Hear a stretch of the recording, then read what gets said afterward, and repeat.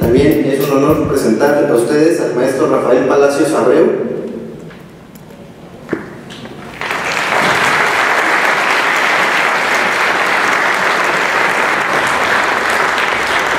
Él cursó su licenciatura en Psicología en la Facultad de Estudios Superiores Iztacala, su maestría en Enseñanza Superior en la Facultad de Filosofía y Letras, y actualmente es profesor definitivo en la carrera de Psicología en la FES Iztacala.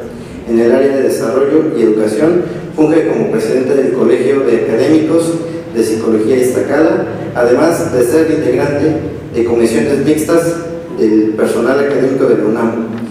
Fue fundador de la revista Psicología y Ciencia Social, actualmente la revista digital internacional de Psicología y Ciencias Sociales, de la cual es ahora miembro del comité editorial. Ha sido reconocido y premiado por su destacada trayectoria académica con el reconocimiento al mérito académico que otorga la Asociación Autónoma del Personal Académico de la Universidad Nacional Autónoma de México. En unos momentos más se unirá con nosotros el maestro Luis Arzosa, licenciado en Psicología por la Universidad Iberoamericana, maestro en Metodología de Teorías de la Investigación Conductual por la Universidad Nacional Autónoma de México, docente en la Facultad de Estudios Superiores Iztacala, con 44 años de experiencia y bastante prestigio. Recibamos al maestro Rafael Palacios Abreu, por favor.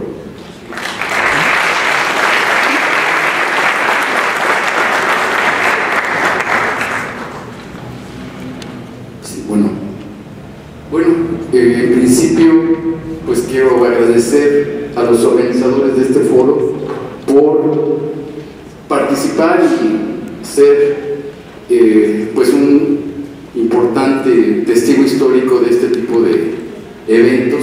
No cualquiera viene a exponer a este histórico recinto, ¿no? Comentábamos antes de iniciar que, pues evidentemente, antes de ser un recinto cultural, pues eran las prepas del centro, dentro del barrio universitario, y regresar aquí es verdaderamente pues muy significativo, sobre todo para un servidor que es nativo de la Gran Tenochtitlán. Yo nací aquí, cerquita por el metro Pino Suárez, entonces regresar aquí es un placer. Bueno, el texto que preparé para este evento se llama Reflexiones sobre la docencia en la UNAM, una visión parcial. Voy a hacer una pequeña lectura y voy a hacer algunos comentarios. El título de El porvenir de la docencia universitaria es un tema bastante, digamos, bastante amplio, que se puede prestar a una reflexión como la que ha hecho el doctor Novales, aunque lo que yo de alguna manera pongo el acento es cómo es que se ha ido desarrollando la docencia en la UNAM, y de aquí destaco tres figuras fundamentales. Una de ellas ya la comentó muy brevemente el doctor, pero yo trato de incorporar algunos elementos. Empezamos nosotros hablando como el catedrático, como un ejercicio docente que se desarrolla a partir del profesionista de éxito, que no vivía y no vive de sus ingresos como un profesor, y su énfasis principal se centraba en el dominio de la técnica y se sustentaba en valores y principios de la UNAM. Estamos hablando de este periodo de los 40s y los 60s, en que el modelo tradicional de la cátedra se sustentaba por el ejercicio de estos profesionistas que transmitían sus conocimientos en el aula en base a su experiencia profesional, y que en la medida en que los alumnos asimilaban de la mejor manera sus enseñanzas, se garantizaba una buena formación profesional. La figura del catedrático gozaba de la autoridad moral y del respeto del estudiante, y se reconocía y asumía una relación asimétrica entre el maestro, aquel que poseía el saber, y el alumno, quien tenía que imitar al profesor para garantizar su formación. Este modo de ser se instituyó en un periodo, en un contexto que se llamó el milagro mexicano, que de alguna manera tuvo que ver un papel significativo en el proceso de industrialización del país, así como en la creación de instituciones sociales que consolidaron el Estado mexicano hasta las décadas de los 70 del siglo pasado. Algunas ocasiones, a lo mejor a ustedes que les gusta el cine y el cine mexicano, a lo mejor ahora ya no, recordarán esas películas en las cuales, de blanco y negro, en las cuales salía el profesionista, ¿no? El abogado, el médico, el ingeniero, el arquitecto, y pues que de alguna manera eran profesionistas que de alguna forma vivían de alguna forma del ejercicio de profesión, y en ese sentido en algunas películas aparecían los estudiantes de alguna manera como tratando de venerar a esas figuras, ¿no? Sin embargo, esto cambió radicalmente en la década de los 70, en donde aparece la figura del egresado docente. Es en este periodo que se da el proceso de masificación en virtud de que la matrícula creció de 180,000 estudiantes a 300,000, y en ese sentido la UNAM tuvo que habilitar a sus propios egresados como docentes para cubrir dicha demanda. Se partía del supuesto de que quien había sido buen alumno podría ser buen maestro, y en ese sentido esto se articuló con el proyecto, la puesta en práctica del proyecto Nueva Universidad que el doctor Pablo González Casanova implementó a partir de los 70s. Los colegios de ciencias y humanidades y las escuelas nacionales de estudios profesionales, hoy facultades de estudios superiores, trajo consigo no nada más la ampliación de la matrícula, sino la constitución de un nuevo profesional como agente de cambio que desbordaba los límites del ejercicio profesional de corte liberal, que se agotaba en la preparación para ejercer su profesión en su despacho, consultorio, empresa, etc. Es en este tiempo en que se desarrollan prácticas docentes que cuestionan y desbordan el sistema tradicional de enseñanza basado en la cátedra y pone énfasis en planes de estudios centrados en el alumno. El docente se transforma en un acompañante, tutor, asesor, que posibilita y facilita que sus educandos desplieguen sus potencialidades para alcanzar los objetivos profesionales. Se instituyen métodos de trabajo en el aula donde el estudiante aprende por medios diversos, haciendo uso de la tecnología educativa existente y trabajando en equipos de trabajo, preparando y presentando temas de programa para demostrar su nivel de aprendizaje. Las relaciones maestro-alumno se instituyen de forma más horizontal y el poder del maestro se basa en su saber. En una memorable visita del doctor, Paulo Freire, él en los 80s nos decía que la autoridad moral del educador tendría que estar más basada en su saber que en el poder burocrático que le otorgaba la institución. La amplitud de la planta docente para cubrir la matrícula creó una masa de ayudantes de profesor y profesores de asignatura que rebasó con mucho a los catedráticos tradicionales, y de ellos una proporción menor logró su ingreso a través de un concurso de oposición abierta como profesores de tiempo completo. A esto les posibilitó desarrollar una carrera académica en condiciones materiales y económicas bastante aceptables. La gran mayoría de docentes de asignatura asumieron y asumen la mayor carga de trabajo en aulas y laboratorios.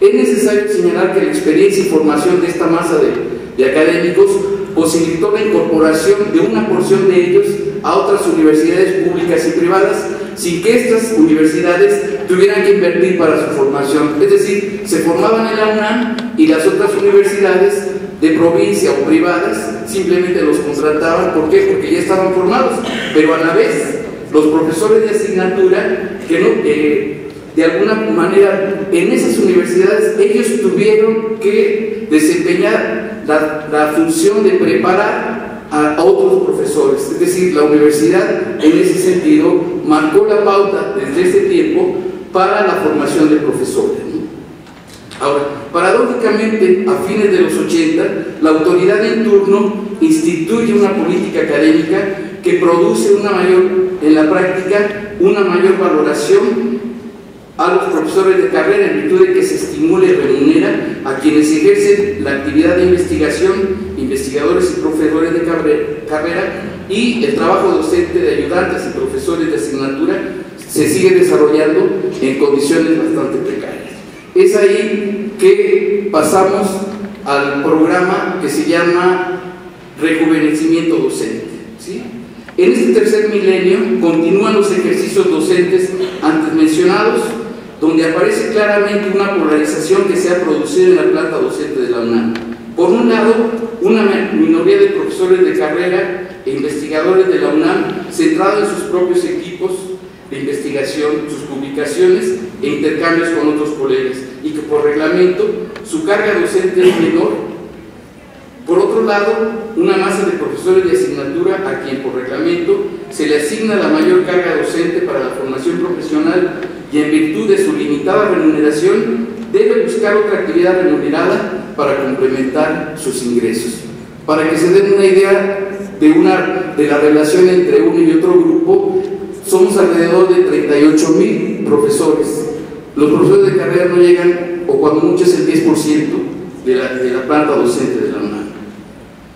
El doctor José Narro, el rector de la UNAM, implementó el programa de renovación de la planta docente con los profesores de carrera en virtud de la preocupación por el envejecimiento de la planta docente. Se reconoció la existencia de una planta docente avejentada, 57 años en promedio, y la ausencia de jóvenes docentes.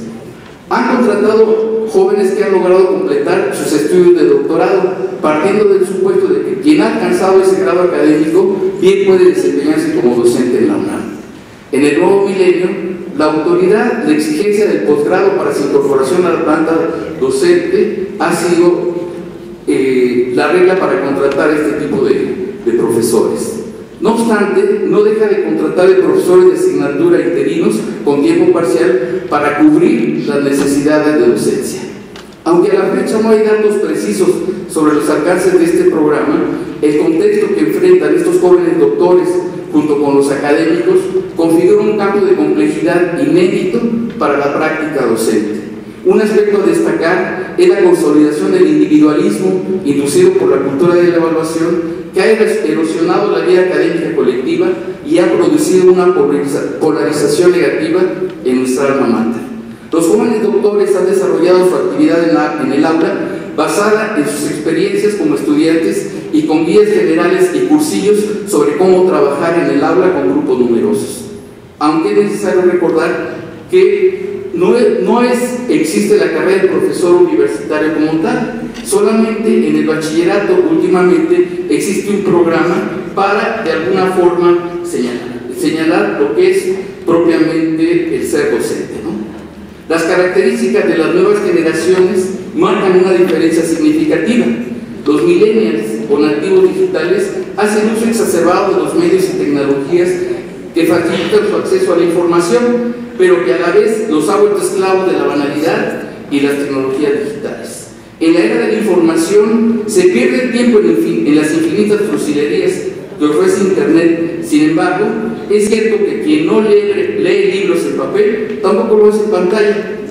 Lejos de ser un instrumento que favorezca una mayor formación profesional, como dice Finkelkraut, el usuario de Internet no está condenado a ser libre, sino que a semejanza del niño está condenado a sus caprichos, a sus deseos más inmediatos. Pero a diferencia de ellos, los jóvenes usuarios no están condenados ni limitados por nada ni por nadie. Paradójicamente, el manejo de las tecnologías no ha terminado por convertirse en herramienta que le posibilita una sólida información y junto con ello las limitaciones con que acceden a nivel de educación superior representa una dificultad adicional en la planta docente. Con esto concluyo. Aunado a lo anterior, se vive la época del empoderamiento de los débiles, en este caso de alumnos y mujeres, que ha generado una nueva normatividad que es en el marco protector para estos grupos indefensos de los abusos de los docentes por la superioridad jerárquica otorgada por la institución. Así ha cambiado drásticamente la relación maestro-alumno que se generó históricamente en nuestra institución. La práctica docente del catedrático universitario, fundado en el éxito del profesionista prescribía, además de los saberes propios de su campo, comportamientos y actitudes de estudiantes que no solo asimilaban, sino que asumían en virtud del respeto a la figura del profesor universitario, y no se cuestionaba el autoritarismo con que la práctica docente transcurría. Durante el aula del catedrático, el estudiante de ese tiempo, al igual que los niños, solamente tenía un derecho: a obedecer. Por el contrario, durante el ejercicio del egresado docente se enfatiza la construcción del conocimiento que se produce con el papel activo del estudiante, donde el docente acompaña y orienta el aprendizaje escolar no coercitivo, que propiciaron relaciones más horizontales tendientes a compartir el acto educativo sin establecer la dicotomía profesor-alumno. En esta época, niños y jóvenes tenían clara y plena conciencia de sus derechos y los ejercitan en todos los ámbitos sociales, y se ha creado una cultura de denuncia hacia quienes no los respetan, principalmente adultos, padres, maestros, autoridades. Las instituciones creadas ex profeso para estos grupos han generado mecanismos no solamente para su detención y prevención, sino también para aplicar la justicia a los transgresores de los derechos de estos grupos. Aparece un nuevo conflicto generacional en este milenio, no solamente por la diferencia de edad, sino en virtud del imaginario social del alumno, que como representación social tenían los docentes, sea el catedrático y los egresados, y las prácticas escolares y de socialización de los nativos digitales. La exigencia académica, por ejemplo, es asumida como una imposición que atenta contra sus derechos. La susceptibilidad de los alumnos ante expresiones y atributos de docentes se ha convertido en fuente de conflictos. Una clara expresión de lo anterior lo constituyen las discrepancias surgidas entre las expectativas de los actores en el proceso educativo, que en innumerables casos han conducido a la sanción del profesor por parte de las autoridades en el nivel de bachillerato y licenciatura. Dichas sanciones van desde la amonestación al despido del profesor y son fundamentadas por los responsables de las unidades jurídicas solamente por un acta de hechos levantada por uno o varios estudiantes, y en algunos casos junto a fotocopias de conversaciones en Facebook.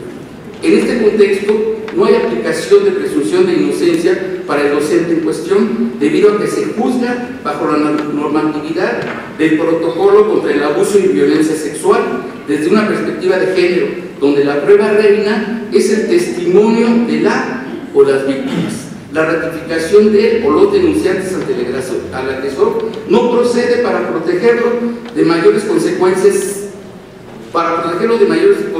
psicológicas por su exposición ante el profesor victimario. En muchos de estos casos, la autoridad es juez y parte.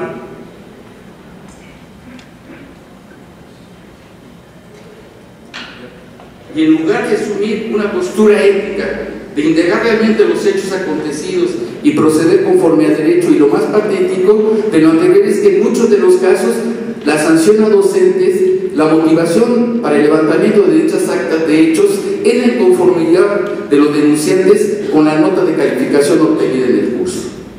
Muchas gracias al maestro Rafael Palacios.